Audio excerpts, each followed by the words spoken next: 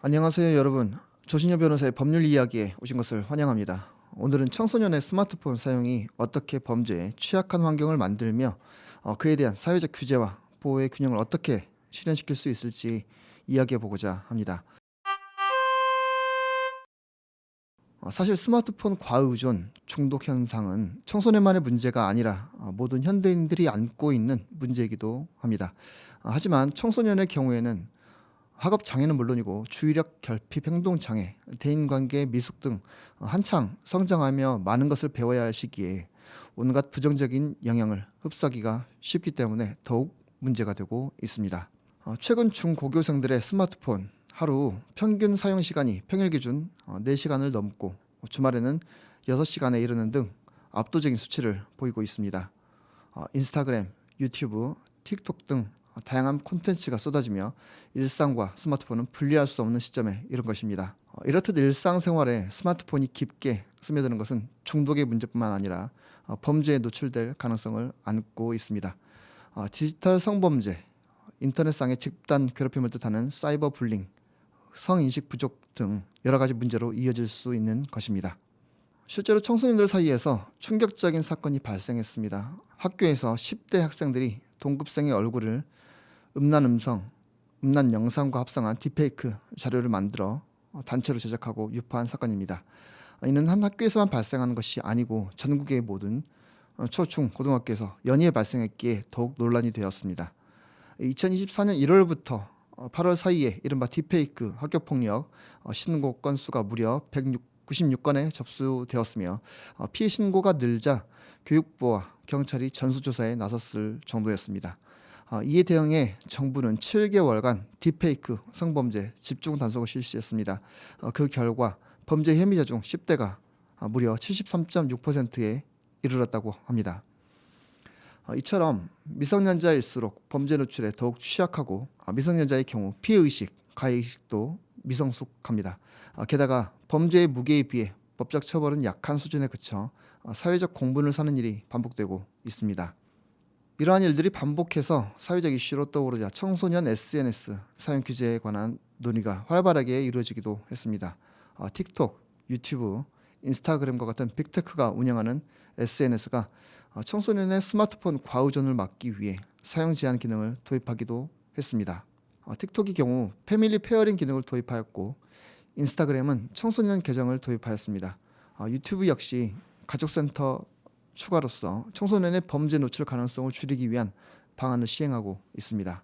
다만 이를 회피하기 위해 다른 사람 명의로 계정을 만들어서 사용하거나 돈을 주고 자기의 명의의 계정을 판매하는 등 규제를 빠져나갈 방법은 얼마든지 있는 것입니다.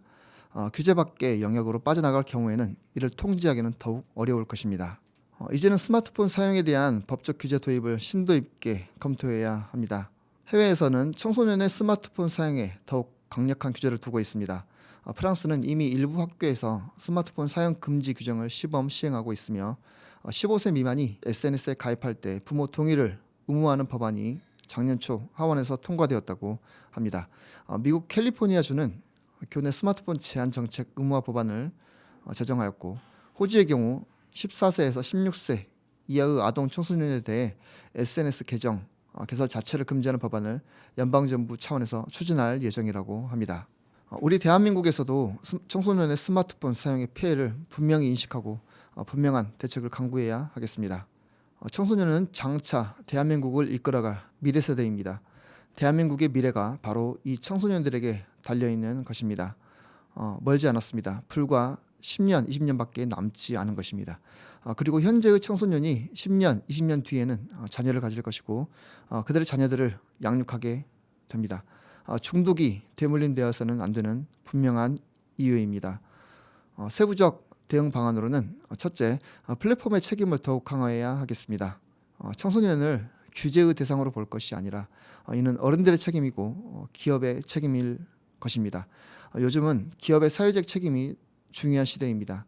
단순히 청소년의 플랫폼 사용만을 규제할 것이 아니라 자극적인 내용, 범죄 연루 가능성이 높은 콘텐츠나 계정을 수시로 확인해야 될 것입니다.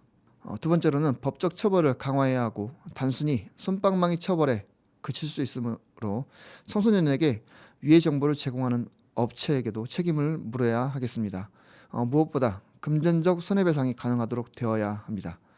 청소년뿐만 아니라 청소년의 부모가 손해배상을 청구할 수 있도록 제도가 마련되어야 합니다. 청소년 대상 디지털 성범죄는 나이와 초범 등 여부에 따라서 감형을 할 것이 지양되어야 할 것이고 강력하게 처벌되어야 할 것입니다. 우리나라 형사법의 실무는 아직도 피해자에게 초점을 맞추고 있지 않습니다. 피해자에 대한 권리 보호, 피해 방지를 위한 노력도 더욱 필요하겠습니다. 마지막으로 통신사, 제조사의 협조가 필수적입니다. 청소년은 기업 이윤을 위한 대상이 될 수 없습니다. 청소년들이 건강한 신체와 정신을 가지고 올바르게 성장할 수 있도록 도와주어야 합니다.